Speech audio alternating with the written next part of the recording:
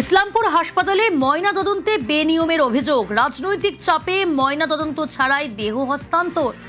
ইসলামপুর মহকুমা হাসপাতালে সুপারের বিরুদ্ধে গুরুতর অভিযোগ। ইসলামপুর হাসপাতালে ময়নাতদন্তে বেনিয়মের অভিযোগ। চঞ্চল রয়েছে আমার সঙ্গে। চঞ্চল, ঠিক কি অভিযোগ সুপারের বিরুদ্ধে? দেখো, তোমাকে জানিয়ে রাখি যে 2025 সালে 31 ডিসেম্বর বিকালের দিকে এক যুবতীকে ইসলামপুর মহকুমা হাসপাতালে আশঙ্কাজনক অবস্থায় ভর্তি করা হয়। এরপরে তার চিকিৎসা চলাকালীন কিন্তু ওই যুবতীর কিন্তু মৃত্যু হয়।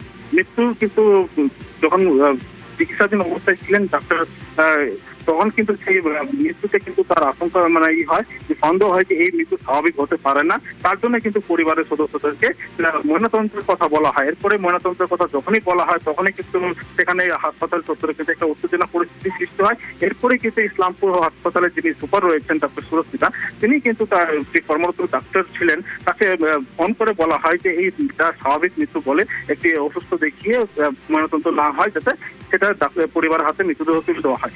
এরপরে কিন্তু সেই প্রায় 1 মাস 2 মাস নতুন সরকার পরিবর্তনের পর কিন্তু এখন মুখ খুলতে শুরু করেছে।